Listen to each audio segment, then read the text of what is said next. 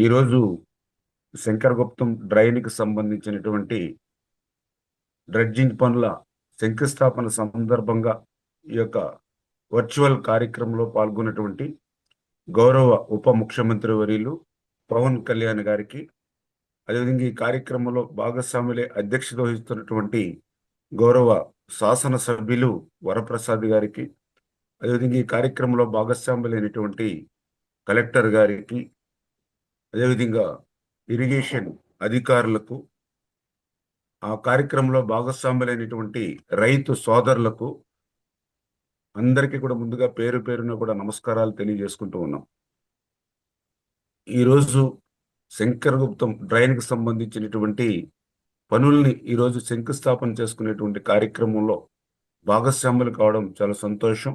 ఎందుకంటే ఈ యొక్క కార్యక్రమాన్ని పర్టికులర్గా మరి ఆ రోజు మరి పవన్ కళ్యాణ్ గారు కూడా స్వయంగా ఆ యొక్క కోనసీమ ప్రాంతానికి విచ్చేసి ఆ యొక్క శంకరగుప్తం డ్రైన్కి గ్రామానికి కూడా విచ్చేసి స్వయంగా ఆ డ్రైన్కి సంబంధించినటువంటి సమస్యలను కూడా మూలాలను కూడా ఆయన ఐడెంటిఫై చేసుకుంటూ వాటి మీద అవగాహన చేసుకుని రైతులతో అక్కడ ముఖాముఖి మాట్లాడుతూ ఆ యొక్క శంకరగుప్తం డ్రైన్ని ఈ సంవత్సరంలోనే నిధులు మంజూరు చేసి ప్రారంభిస్తామని ఏదైతే ఆ రోజు మాట ఇచ్చారో ఆ మాటను నిలుపుకునేటువంటి విధంగా ఈరోజు ముక్కోటి ఏకాదశి పర్వదినాన ఆ శంకరగుప్తం డ్రైన్కి సంబంధించిన పనుల్ని పవన్ కళ్యాణ్ గారి యొక్క చేతుల మీదుగా ఈరోజు ప్రారంభించుకోవడం చాలా సంతోషంగా ఆనందంగా ఉందనే విషయాన్ని ముందుగా తెలియజేసుకుంటూ ఉన్నా. ఎందుకంటే పవన్ కళ్యాణ్ గారు కూడా ఈ రోజనే కాదు, ఆయన గతంలో కూడా నేను కూడా చూడడం జరిగింది ఒక రైతు పక్షపాతిగా. ఎందుకంటే ఆ రోజు గత 5 సంవత్సరాల ఆ వైఎస్ఆర్సిపి పాలనలో రైతుల ఇబ్బందులు కష్టాలు ఆ రోజు పవన్ కళ్యాణ్ గారు కూడా ఒక జనసేన పార్టీ అధ్యక్షులుగా పర్టికులర్గా కౌలు రైతులకు కూడా వాళ్ళకి ఏ విధమైనటువంటి సహాయం అందట్లేదు అనేటువంటి విధానం చూసి ఆ రోజు ఎవరైతే కౌలు రైతులు చనిపోయారో అటువంటి కౌలు రైతులకు కూడా తన చేతుల మీదుగా లక్షల రూపాయలు ఆయన సొంత జేబుల్లోంచి, అంటే నాకు తెలుసుండి ఒక రాజకీయ నాయకులు చాలా అరుదుగా కనిపిస్తూ ఉంటారు, సొంత డబ్బులు సైతం రైతులకు ఖర్చు పెట్టేటువంటి నాయకులు చాలా అరుదుగా నేను ఎక్కడ కూడా చూడడం ఉండదు. అటువంటి పరిస్థితుల్లో ఇటువంటి రాజకీయ నేపథ్యంలో కూడా పవన్ కళ్యాణ్ గారు ఆ రోజు సొంత జేబుల్లోంచి మరి ఆయన లక్షల రూపాయలు కౌలు రైతులకి ఆ రోజు సాయం అందించడం కూడా నేను కూడా ఆ రోజు కూడా చూడడం జరిగింది. ఆ రకంగా ఒక రైతు పక్షపాతిగా ఆయన పర్టికులర్గా కోనసీమ అంటే మనందరికీ తెలుసు, ఒక అందాల సీమ, అత్యంత సుందరంగా ఉండేటువంటిది. ఒకప్పుడు కోనసీమ అంటే ఈ దేశంలోనే ఒక ప్రత్యేకత, ఒక ప్రాధాన్యత ఉన్నటువంటి కోనసీమ. అటువంటి కోనసీమ దురదృష్టవశాత్తు మరి ఈరోజు ఈ యొక్క డ్రైన్స్ సంబంధించినటువంటి పనులు గత 5 సంవత్సరాల పాలనలో నోచుకోకపోవడంతో తీవ్రమైన నష్టం. అందులో పర్టికులర్గా ఏదైతే శంకరగుప్తం డ్రైన్, ఎందుకంటే ఈ శంకరగుప్తం డ్రైన్ కూడా ఈ గోదావరి సెంట్రల్ డెల్టాకు సంబంధించి చాలా ప్రాధాన్యత కలిగినటువంటి డ్రైను. ఇది చింతలమూరి గ్రామంలో ప్రారంభమై మరి శంకరగుప్తం, పడమటిపాలెం, కేసనపల్లి, తూర్పుపాలెం, గొల్లపాలెంగా ఈ రకంగా 22 కిలోమీటర్లు మరి ప్రయాణించి వైనతేయ గోదావరిలో కలుస్తున్నటువంటి డ్రైను. ఇటువంటి డ్రైను సంబంధించి ఆ రోజు 2017, 2018 ఆ రోజు తెలుగుదేశం ప్రభుత్వం హయాంలో మరి 0 నుంచి 8.5 కిలోమీటర్ వరకు, అంటే దగ్గర దగ్గర 8.5 కిలోమీటర్ల వరకు ఆ రోజు రెడ్జింగ్ జరిగినటువంటి పరిస్థితి. తర్వాత ప్రభుత్వం మారింది, ఇంకా శంకరగుప్తం డ్రైన్కి సంబంధించిన పనులన్నీ కూడా మూలన పడినటువంటి పరిస్థితి. 19, 24, 5 సంవత్సరాల పరిపాలనలో మళ్ళీ ఎక్కడ కూడా ఒక్క రూపాయి కూడా ఆ శంకరగుప్తంకి ఖర్చు పెట్టినటువంటి పరిస్థితి లేదు. దాని వంక చూసినటువంటి పరిస్థితి కూడా లేనటువంటి స్థితి. అందుకే ఆ యొక్క మిగిలినటువంటి బ్యాలెన్స్, అంటే ఏదైతే 8.5 నుంచి 16.50 వరకు మిగిలిపోయిన డ్రెడ్జింగ్ చేయకపోవడం వల్ల, అదేవిధంగా ఆ గట్లు కూడా బలహీనంగా ఉండిపోయినటువంటి పరిస్థితుల్లో ఆ యొక్క వరద నీరు అవనివ్వండి, ఆ ఉప్పు నీరు అంతా కూడా మరి ఆ తోటల్లోకి రావడం, అక్కడ ఉన్నటువంటి కొబ్బరి తోటలన్నీ కూడా మరి తలలు వాలేసి ఆ యొక్క కొబ్బరి తోటలు చూస్తుంటే చాలా హృదయ విదారకంగా, ఇళ్ల దగ్గరికి కూడా కొన్ని చోట్ల ఉప్పు నీరు చేరినటువంటి పరిస్థితి నేను కూడా స్వయంగా అక్కడ ఉన్నటువంటి శాసనసభ్యులు ఆ సమస్యని మా దృష్టికి తీసుకొచ్చినప్పుడు, పాలకులు మా కార్యాలయం దగ్గరికి వచ్చి ఆ రైతు నాయకులందరూ విన్నవించుకున్నప్పుడు ఒకరోజు నేను కూడా అక్కడికి వెళ్ళడంతో పాటుగా మరి ఎవరైతే ఇరిగేషన్ సంబంధించినటువంటి అడ్వైజర్ గారు కానీ, అదేవిధంగా ఈఎన్సి, అదేవిధంగా డిజైన్స్ అంటే ఉన్నతాధికారులు కూడా వెంట పెట్టుకుని ఆ యొక్క గ్రామంలో ఆ రోజు అక్కడ ఉన్నటువంటి పరిస్థితులన్నీ కూడా స్వయంగా చూడడం, అక్కడ కూడా గ్రామంలో ఒక మీటింగ్ పెట్టడం,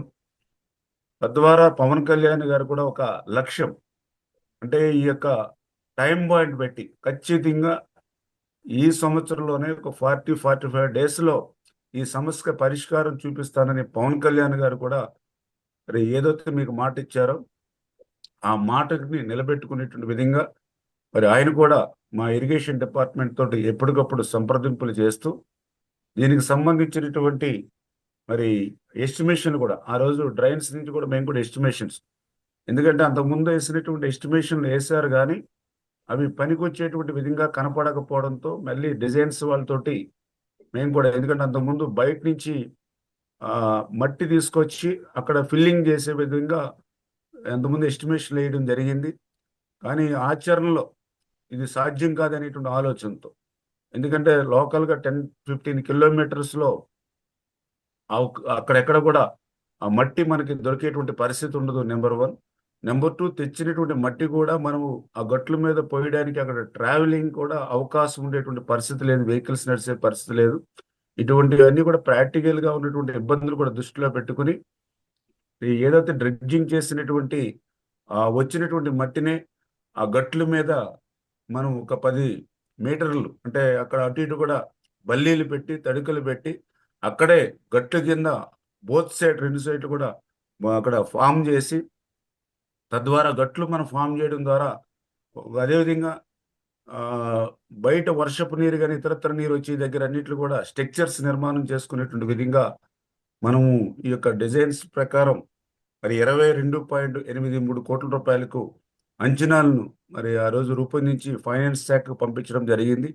అది ఫైనాన్స్లో ఉన్నటువంటి ఇబ్బందుల దృష్ట్యా నెక్స్ట్ ఇయర్ ఈ పనులు చేయండి అని చెప్పినటువంటి స్థితిలో లేదు, ఇది చాలా అత్యవసరమైనటువంటి పని, ఖచ్చితంగా ఇది పవన్ కళ్యాణ్ గారు ఈ సంవత్సరంలోనే ప్రారంభిస్తామని ఇచ్చినటువంటి పని అని చెప్పడమే కాకుండా మరి పవన్ కళ్యాణ్ గారు కూడా ఎప్పటికప్పుడు ఆ ఫైనాన్స్ శాఖలో ఈ యొక్క ఫైల్ క్లియర్ చేయడంలో కూడా వాళ్ళ డిపార్ట్మెంట్ కూడా ఎప్పటికప్పుడు సాయం అందించడం ద్వారా ఈరోజు మరి ఏదైతే ఈ యొక్క శంకరగుప్తం డ్రైన్కి సంబంధించిన పనులకి మోక్షం కలిగినటువంటి పరిస్థితి.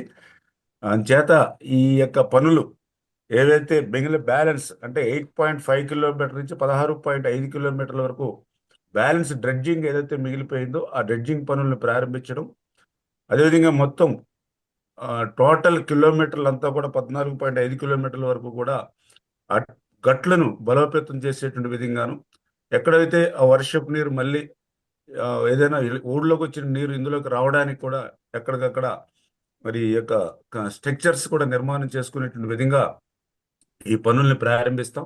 దయవించి రైతులు కూడా సహకారం అందించి, ఎందుకంటే ఏదైతే గట్లను బలోపేతం చేసేటప్పుడు మళ్ళీ అక్కడ ఎటువంటి ఇబ్బంది లేకుండా గట్లు వేయడానికి సహకారం అందిస్తున్నట్లయితే ఖచ్చితంగా ఈరోజు బండని ఫామ్ చేసి భవిష్యత్తులో గ్రావెల్ను కూడా ఆ బండ మీద మనం రోడ్డు కింద ఫామ్ చేసుకుంటే రేపు ఫ్యూచర్లో రైతులు కూడా దాన్ని రవాణా మార్గంగా కూడా, ఎందుకంటే దారి పొడుగున కూడా కొబ్బరి తోటలు ఉంటాయి కాబట్టి వాళ్ళు కూడా ఆ పండినటువంటి కొబ్బరిని కూడా తెచ్చుకోవడానికి, ఏదైనా మళ్ళీ పొలాలకు పోవడానికి కూడా ఈ గట్లు అంటే ఒక ఏటుగట్టు ఏ మాదిరిగా అయితే మనం స్ట్రెంగ్తన్ చేసుకుంటామో ఆ మాదిరిగా ఈ బండని ఈరోజు ఏర్పాటు చేసుకోవడమే కాకుండా పైన గ్రావెల్ రోడ్డును కూడా భవిష్యత్తులో కూడా శాంక్షన్ చేస్తాం. అది చేత ఖచ్చితంగా ట్రావెలింగ్ కూడా దీనికి ఉపయోగపడుతుందని చెప్పి తెలియజేసుకుంటూ, మరి ఈ రకంగా రైతు పక్షపాతిగా రైతుల తరపున ఈవేళ పవన్ కళ్యాణ్ గారు ఇచ్చినటువంటి మాటను నిలబెట్టుకునేటువంటి విధంగా మమ్మల్ని కూడా వెంటాడి ఇన్ టైంలో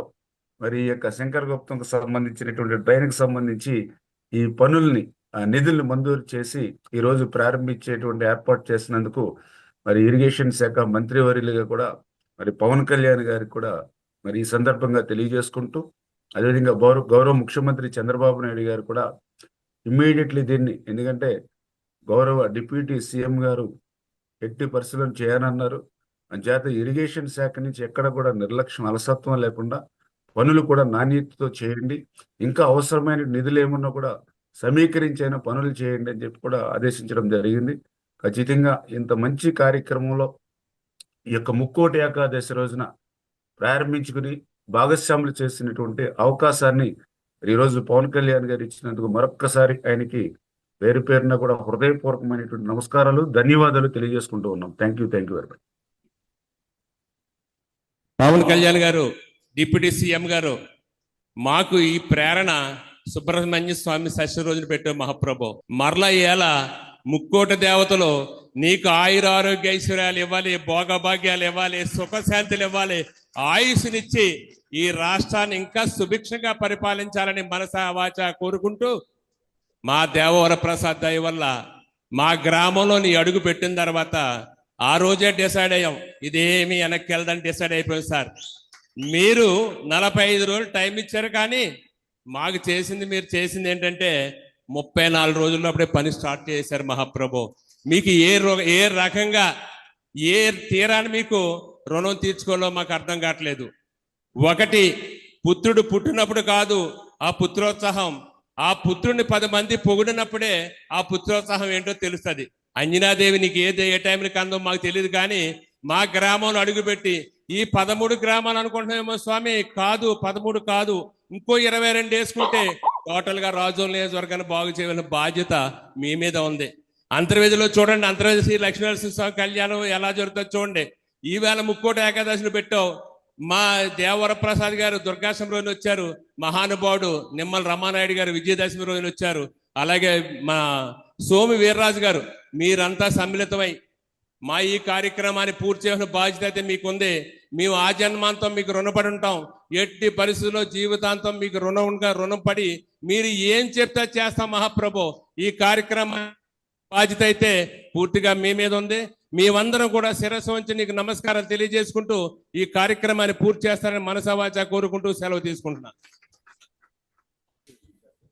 మన ప్రీతమ ఉప ముఖ్యమంత్రి వర్యులు శ్రీ కొనుదెల పవన్ కళ్యాణ్ గారు శంకుస్థాపన శిలాఫలకాన్ని ఆవిష్కరిస్తా ఉన్నారు.